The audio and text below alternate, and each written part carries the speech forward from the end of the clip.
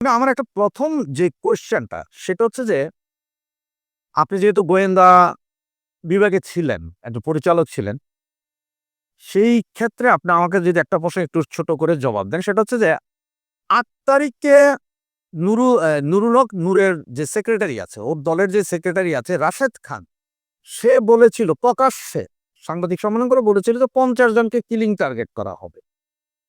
এরপরে আবার সেনাবাহিনী থেকে সম্ভবত চাকরিচ্যুত বা র‍্যাবে চাকরি করে আরেকটা ছেলে, সে হাদী। হাদী গুলি খাওয়ার ৩ ঘন্টা আগে বলেছিল যে সেকেন্ড টার্গেট হাদী। এটা বলার পরও যে হাদীর নিরাপত্তার ব্যবস্থা করা হলো না বা রাশেদ খানের সেই সেক্রেটারি, রাশেদ খানকে কেন জিজ্ঞাসাবাদ করা হলো না যে কোন ৫০ জন টার্গেট? এটা কি আপনি একটু বলতে পারেন যে গোয়েন্দা সংস্থা জানে না কিন্তু ওরা কিভাবে জানলো? ব্যাপারটা যদি একটু পরিষ্কার করেন।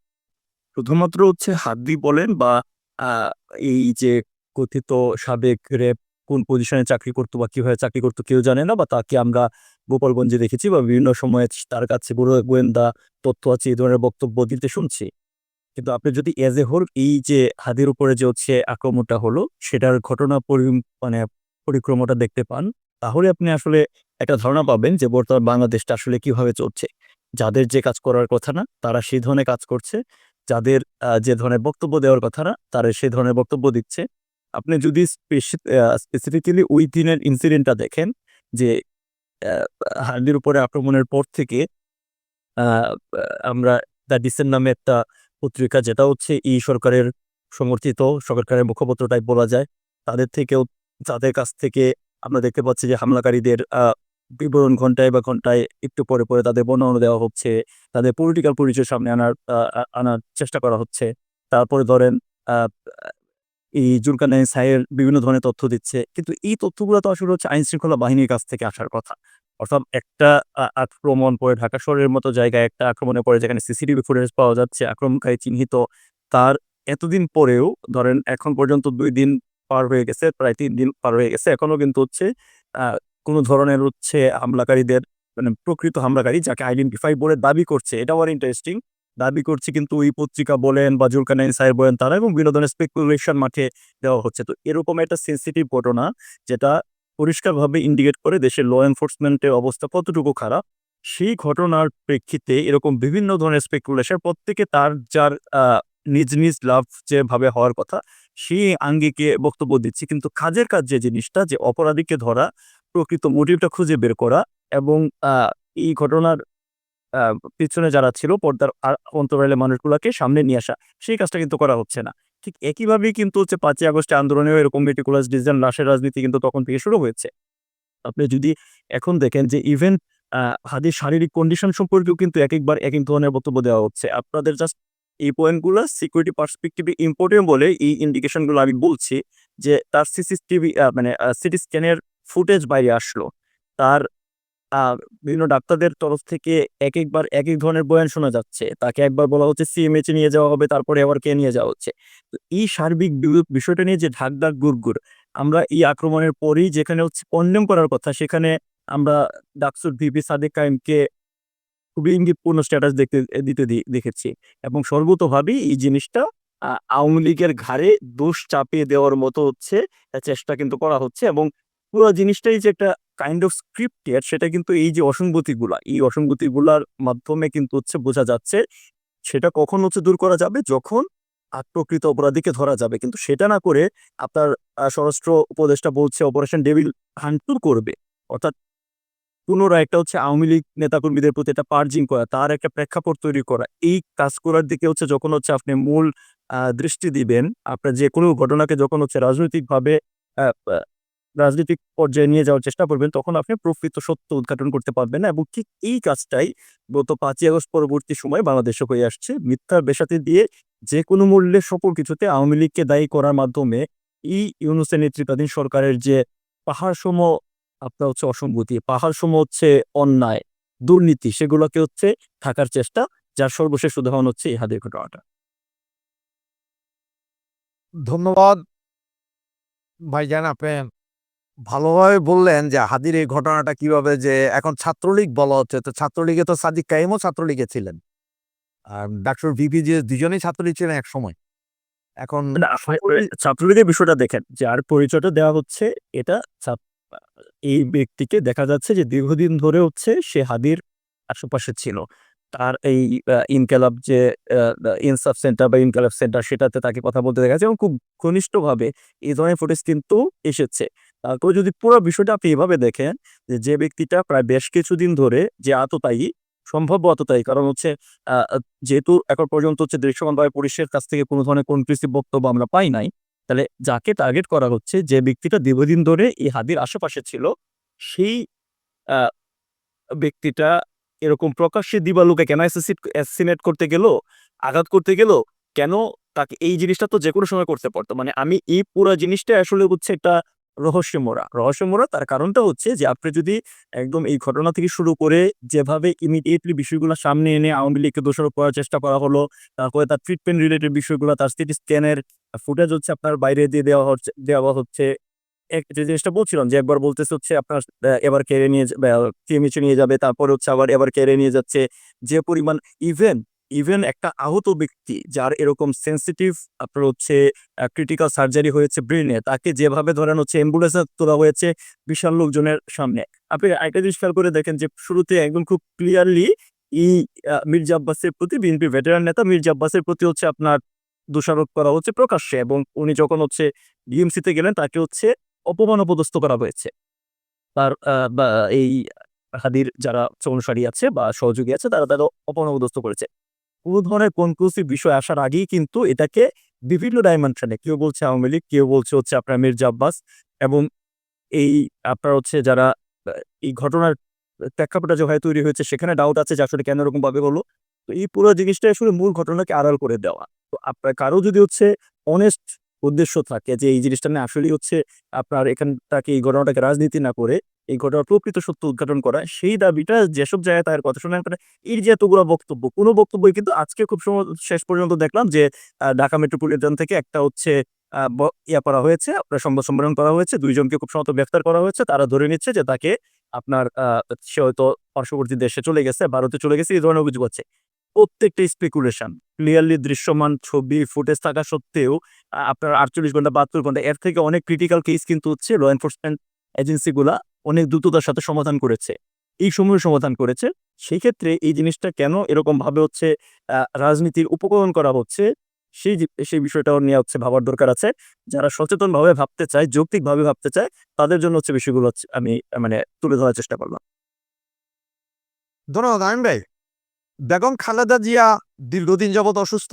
২৮ তারিখে ওনাকে অ্যাপোলো এই এভার কেয়ারে ভর্তি করা হয়েছে। হাদিকেও সেম এভার কেয়ারে নিয়ে যাওয়া হয়েছে। ভাইরাস ঢাকা মেডিকেল কলেজ একটা পূর্ণাঙ্গ মেডিকেল কলেজ। যেখানে মেশিনপত্র এগুলো এভার কেয়ারে কেন আরো কোনো হাসপাতাল যোগ করলো, এত মেশিনপত্র বা এত প্রশিক্ষিত ডাক্তার থাকে না, নেই। এভার কেয়ার বেসরকারি হাসপাতাল, সেখানে ডাক্তাররা হচ্ছে যে এই সরকারি হাসপাতালে ডাক্তাররা এসে ট্রিটমেন্ট দেয়। তাহলে এত পসিবিলিটি থাকার পরও এভার কেয়ারে কেন নেওয়া হলো? খালেদা জিয়াও এভার কেয়ারে, আবার হাদিও এভার কেয়ারে। এবং আমি আপনাকে একটা জিনিস স্মরণ করাই দিই, ইউনাইটেড হাসপাতাল জামাত নিয়ন্ত্রিত হাসপাতাল ছিল। সেইটাতে কিন্তু খালেদা জিয়া ট্রিটমেন্ট করতে পারবে না বলে দিয়েছিল ২০২১-এ ইউনাইটেড হসপিটাল। এভার কেয়ার হাসপাতাল দীর্ঘদিন খালেদা জিয়া চিকিৎসা করেছে। সেটা তো টিপু মুনশির হসপিটাল। টিপু মুনশিটাকে, হুইজ টিপু মুনশি? তো এখন আবার এই হাদিকেও সেম জায়গায়। তো যেখানে ফেসিস্টের কোনো চিহ্নই রাখতেছে না ফেসিস্টে, তাহলে সেই ফেসিস্টের হাসপাতালেই কেন নেওয়া হচ্ছে? এই বিষয়টা আমাকে একটু কুড়ে খাটাচ্ছে কেন? এই যে বক্তব্য আপনি যে মানে স্টেটমেন্ট তো আপনি অনেকটা আপনি নিজেই বলে ফেলেছেন। তো আসলে জিনিসটা হচ্ছে কি, ধরেন আপনার আ এই বর্তমান যারা হচ্ছে ক্ষমতায় আছে, তারপর ক্ষমতার আশেপাশে আছে, সেটা এনসিপি বলি, এই ছাত্র নামধারী বিভিন্ন নেতৃত্ব বলি, তাদের প্রতিটা কথায়, কথায় হচ্ছে আপনার মিথ্যাচার, ভণ্ডামি, প্রতারণামূলক আ আচরণ হচ্ছে পাবেন। মানে তারা যে জিনিসটা বলে সেটা নিজেরা বিশ্বাস করে কিনা আমার নিজের ডাউট আছে। কারণ তাদের বক্তব্যের সাথে তাদের কার্যক্রমের আপনার কোন ধরনের হচ্ছে মিল পাবেন না। হ্যাঁ? দেখেন এই যারা হচ্ছে আপনার ক্ষমতায় যারা আসলো, এদের শুরুটাই তো আসলে হচ্ছে ভণ্ডামির মাধ্যমে হয়েছিল। ভণ্ডামির মাধ্যমে কিরকম? তারাই কিন্তু যখন বৈষম্য বিরোধী আপনার বা ওই কোটা সংস্কারের দাবিতে যখন আপনার করলো, আন্দোলন শুরু করলো, তারা স্লোগান দিয়েছিল যে এই বঙ্গবন্ধুর বাংলায় বৈষম্যের ঠাঁই নাই। এই ধরনের স্লোগান দিয়ে তারা হচ্ছে এই আন্দোলনটা শুরু করেছিল সর্বস্তরের মানুষজনকে সিম্পিথি আদায় করার জন্য। আর তারাদের ক্ষমতায় আসার পর বা ক্ষমতা দখলের পর এখন এই বঙ্গবন্ধু ৩২ নাম্বারকে ৩ বার ভাঙা হয়েছে। বঙ্গবন্ধু, মুক্তিযুদ্ধ, আমাদের ইতিহাস, ঐতিহ্য, আবহমান সংস্কৃতি এগুলাকে বলা যায় রীতিমতো হচ্ছে হিমাগারে পাঠিয়ে দেওয়ার সরকুল বন্দোবস্ত কিন্তু এই ব্যক্তিটাই করেছে। তো এদের প্রতিটা কাজে যেরকম হচ্ছে আপনার ভণ্ডামি এবং প্রতারণা আসবে সেটাতে অবাক হওয়ার কিছু নাই। আপনি জিনিসটা বললেন ধরুন খালেদা জিয়া দীর্ঘদিন ধরে এভার কেয়ারের ট্রিটমেন্ট করছে সেই জিনিসটা আপনার হচ্ছে obvious ওখানে উনি গিয়েছে।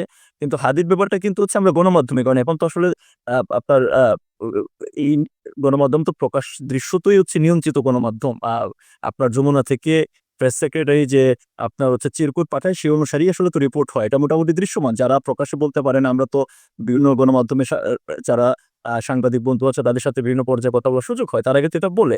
তো এরাই কিন্তু দেখেন ১ম এ বলেছে TMH আপনি যদি সিকিউরিটি অ্যাসপেক্ট চিন্তা করেন বা বিভিন্ন অ্যাঙ্গেল চিন্তা করেন CMH obviously বেটার অপশন দেন এভারকেয়ার। কিন্তু তাকে হচ্ছে সিএমএস থেকে হচ্ছে এভারকেয়ার নিয়ে যাওয়া হলো। মানে আমার আশঙ্কার জায়গাটা কোন জায়গায় বলি যে এই হাদির চিকিৎসা সংক্রান্ত বিষয়ে একেকবার কিন্তু একেক ধরনের হচ্ছে বয়ান এসেছে। তো একটা সেম জিনিস সেম থিং গোস ফর হচ্ছে খালেদা জিয়া। খালেদা জিয়া দেশের একটা বড় আপনার হচ্ছে সাবেক প্রধানমন্ত্রী এবং দেশের একটা অন্যতম বড় রাজনৈতিক দলের হচ্ছে নেত্রী। তার শারীরিক সুস্থতা, তার শারীরিক অবস্থা সম্পর্কে জানার অধিকার কিন্তু আ দেশের মানুষ না হোক অন্ততপক্ষে তার নিজ দলের কর্মীদের তো থাকার কথা অবশ্যই আছে। কিন্তু সেটা নিয়েই কিন্তু হচ্ছে যে ঢাক বলগুলো হচ্ছে যে উনার শারীরিক অবস্থা বলেন, তারপরে এই আজকে অ্যাম্বুলেন্স চলে আসছে, এই কাতার অ্যাম্বুলেন্স দিচ্ছে, তারপরের দিন হচ্ছে আপনার সেটা আসছে না। আ জার্মানি থেকে অ্যাম্বুলেন্স আসছে, এই তারেক রহমান চলে আসছে, আসছে না। এই ধরনের সার্বিকভাবে বিষয়গুলো হচ্ছে বর্তমানে বাংলাদেশে একটা যে অচল অবস্থা, অস্থিরতা একটা প্রতি মুহূর্তে দেশের মানুষজনের কাছে যাদের আসলে সত্যটা অন্য কোনো কিছু না হলেও সত্যটা জানার অধিকার যাদের আছে, থাকা উচিত যারা সত্যটা জানতে চায়, তাদের কাছ থেকে সকল কিছুই এরকমভাবে গোপন করে রাখার একটা হচ্ছে প্রচেষ্টাই কিন্তু হচ্ছে এই প্রচেষ্টার আউটকামই হচ্ছে এই ইন্ডিকেশন গুলো।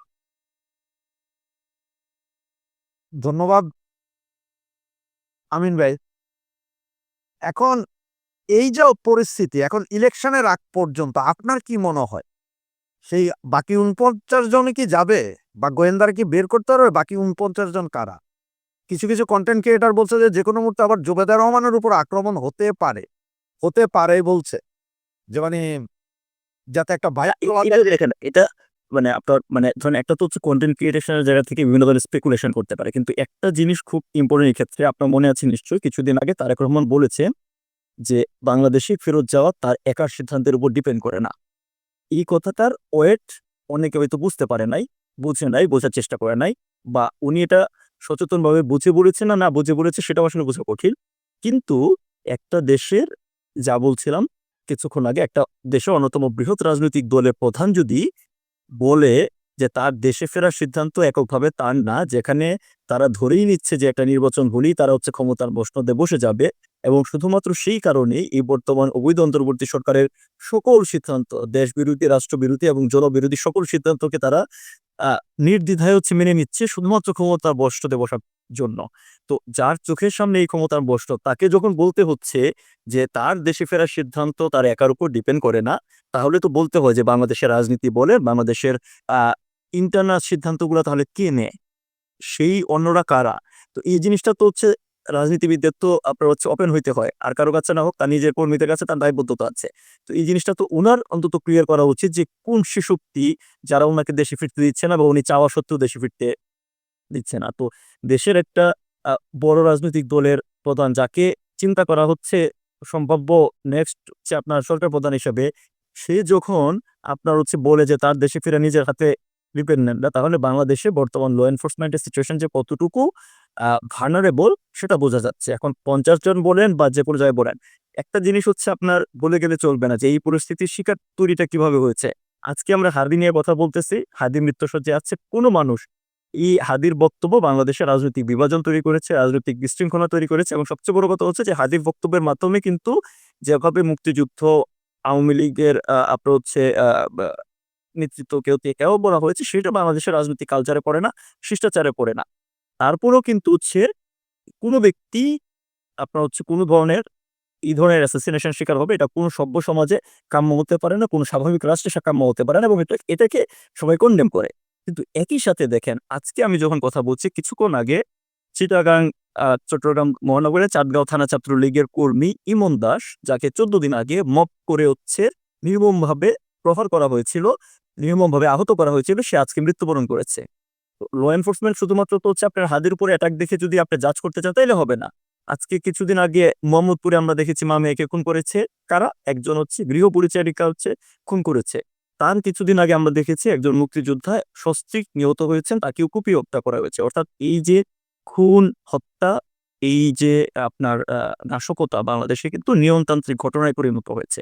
এখন একটা পর্যায়ে কিন্তু এই যে ফ্যাসিস্টের দোসর এই ট্যাগলাইন ইউজ করে যখন হচ্ছে আপনি একটা পর্যায়ে শুধুমাত্র আওয়ামী লীগ অনেকেই মনে করেছে বা দেশের সাধারণ জনগণও একটা পর্যায়ে হয়তো একটা অংশ যারা নিজেরা অ্যাপারেন্টলি নিরাপদ থাকতে চায় তারা ভেবেছিল যে এটা আমার দিকে আসবে না, ঠিক আছে এটা শুধুমাত্র পলিটিক্যাল একটা কেওয়াস, শুধুমাত্র আওয়ামী লীগের নেতাকর্মীরা এটার দ্বারা হচ্ছে একটা শিকার হবেন। কিন্তু আজকে কিন্তু ঘটনা হচ্ছে অন্যদিকে চলে গেছে, কারণ যখন হচ্ছে আপনি ল এনফোর্সমেন্ট এরকম খারাপ হয়, একটা কথা বলেন না যে আপনার নগর পড়লে তো দেওয়ালে রক্ষা পাবে না।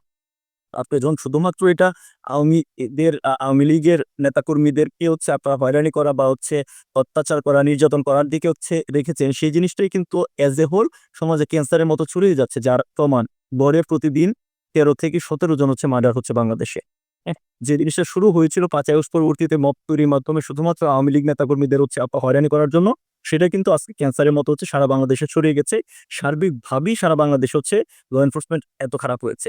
এই জায়গায় আমি জাস্ট একটা জিনিস হচ্ছে আপনাদের সাথে এড করি যে আসলে ল এনফোর্সমেন্টের বিষয়টা মানে ল একটা দেশে আসলে কিভাবে কাজ করে।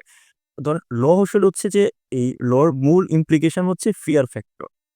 বুঝায় বলি, ধর কেউ যদি আত্মঘাতী হয় যে আমি একজনকে হচ্ছে আপনার হত্যা করবো, এরপরে আমার যা হওয়ার হবে আমি সেটাকে ন্যূনতম কেয়ার করি না। কেউ যদি আত্মঘাতী হয়ে কোনো ধরনের অ্যাটাক করে, দুনিয়ার কোন স্ট্রং ল এনফোর্সমেন্ট বলেন সেটাকে হচ্ছে আপনার থামানোটা কঠিন।